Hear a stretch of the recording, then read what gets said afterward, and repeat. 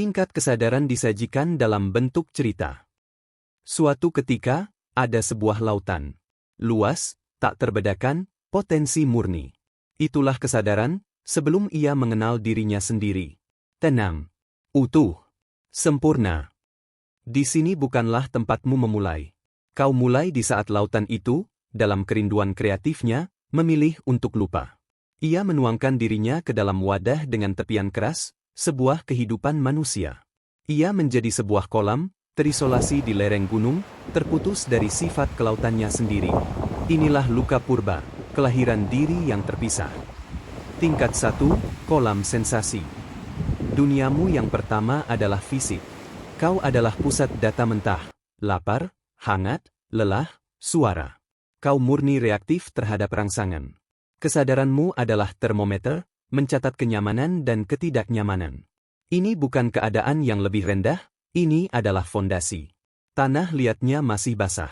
Wawasan dewasa, begitu banyak kecemasan kita adalah interpretasi bencana dari pikiran terhadap sensasi fisik sederhana, kekakuan di perut, dada sesak. Kembalilah ke sini. Bernapas. Pisahkan sinyal dari ceritanya. Inilah akar dari kesadaran penuh, mindfulness. Tingkat 2, badai reaksi. Angin dunia menghantam kolam itu. Ia berubah menjadi gelombang emosi, ketakutan, keinginan, kemarahan, kerinduan. Kau belajar, ketika ini terjadi, aku merasakan itu. Kau adalah reaksi-reaksimu. Identitasmu adalah kumpulan pemicu dan respons. Ini adalah ranah otak limbik, bertahan hidup, drama. Wawasan dewasa, sebagian besar konflik manusia terjebak di sini. Kita tidak berdebat tentang fakta, kita adalah kolam-kolam badai yang saling bertabrakan. Untuk naik tingkat, kau harus melihat gelombang terbentuk dalam dirimu dan memilih, untuk satu detik yang krusial, untuk tidak menjadi gelombang itu. Jeda itu adalah tempat lahirnya kebebasan. Tingkat 3, arsitek identitas. Badai berlalu. Kolam itu, kini tenang, melihat perubahan yang terjadi di tepiannya. Ia mulai bercerita. Akulah kolam yang bertahan dari badai. Ia mengumpulkan kisah, membangun persona, prestasi, kegagalan, gelar, luka. Inilah ego, seorang manajer yang diperlukan dan cerdik. Ia berpikir, merencanakan, menyesal, dan membandingkan. Ia membangun dermaga dan menyebutnya, hidupku. Wawasan dewasa, krisis paruh baya yang besar adalah saat si arsitek menyadari dermaganya membusuk. Semua prestasimu terasa seperti pasir. Ini bukan kegagalan, ini adalah sinyal yang menyakitkan sekaligus indah dari sistem bahwa sudah waktunya untuk konteks yang lebih besar. Ego harus dihormati, lalu dilampaui. Tingkat 4, sungai welas asih. Retakan muncul di batas berbatu kolam itu. Ia melihat kolam lain, kering dan menyusut. Untuk pertama kalinya, airnya sendiri merindukan untuk mengalir keluar. Inilah empati yang matang menjadi welas asih, pemahaman visceral bahwa kesejahteraanmu terikat dengan keseluruhan. Diri yang terpisah mulai melarut dengan murah hati. Kau menolong bukan untuk imbalan, tetapi karena rasa sakit orang lain terasa dalam bidangmu yang telah meluas. Wawasan dewasa, kelelahan, burnout, di tingkat ini adalah kesalahan spiritual. Itu berarti kau masih kolam kecil yang berusaha menjadi sungai, dan kau akan kering. Kau harus menyadari bahwa kau bukan sumber airnya, kau adalah saluran bagi lautan itu. Biarkan ia mengalir melaluimu, bukan dari dirimu. Tingkat 5, pengamat siklus. Kau menyaksikan musim mengubah permukaanmu menjadi es, lalu kembali menjadi air. Kau melihat alga mekar dan mati. Kau memahami ketidakkekalan bukan sebagai filsafat, tetapi sebagai ritme dari keberadaanmu sendiri. Drama pribadi kehilangan sengatnya. Kedamaian yang mendalam muncul, bukan karena segalanya baik-baik saja, tetapi karena mengetahui bahwa, baik-baik saja, dan, tidak baik-baik saja, hanyalah cuaca yang berlalu. Wawasan dewasa, inilah penawar bagi kecanduan, terhadap hasil, terhadap pujian, terhadap keabadian. Ini adalah kepercayaan mendalam pada proses. Sebuah pernikahan gagal, karir berakhir, orang tercinta meninggal. Kolam dari tingkat 3 hancur. Pengamat dari tingkat 5 memeluk kesedihan itu, mengetahui bahwa bahkan ini pun akan terintegrasi. Inilah ketangguhan. Tingkat 6, cermin sinkronisitas. Pada malam yang tenang sempurna, kau memantulkan bulan purnama.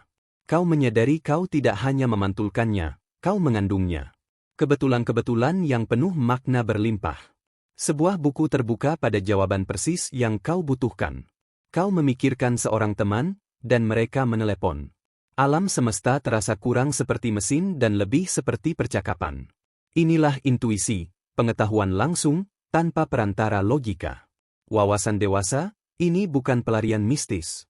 Ini adalah buah dari pikiran yang telah menjadi cukup hening untuk mendengar alam bawah sadar, yang berada dalam dialog diam dan konstan dengan medan kehidupan. Percayalah pada bisikan itu. Ikuti jejak remah rotinya. Tingkat 7, langit kesaksian. Sebuah awan lewat, mengaburkan bulan. Pantulan itu lenyap. Tetapi kau, kesadaran yang melihat baik pantulan maupun lenyapnya, tetap ada. Kau bukan airnya, bukan pantulannya, bukan awannya. Kau adalah langit luas nan kosong tempat semua fenomena ini muncul dan berlalu. Inilah, aku ada, sebelum menjadi, aku adalah ini atau itu. Ketidakmelekatan di sini bukan dingin, ini adalah kelegaan tertinggi. Wawasan dewasa, inilah inti dari ketidakmelekatan dalam cinta. Kau tidak mencintai seseorang karena mereka memantulkan bulanmu dengan sempurna. Kau mencintai dari langit, yang memeluk mereka tanpa syarat, bahkan ketika wujud berawan mereka membawa hujan. Inilah kebebasan. Tingkat 8, kembalinya ke lautan. Dan inilah penyerahan diri terakhir yang tanpa rasa takut. Langit memandang ke bawah pada kolam dan menyadari, aku bukan di atasmu. Aku adalah dirimu, yang telah meluas. Langit membiarkan dirinya hujan. Ia menuangkan dirinya kembali ke dalam kolam, bukan sebagai sebuah kehilangan, tetapi sebagai pemenuhan. Inilah non-dualitas. Yang mutlak dan yang relatif bercinta. Kau adalah langit yang sunyi dan air yang bergolak dari pengalaman manusia. Kau membayar pajak, merasakan patah hati, terjebak macet, semua sambil beristirahat dalam kedamaian yang tak terbatas. Wawasan dewasa, pencerahan bukanlah istana di langit. Ia adalah kotoran di bawah kukumu.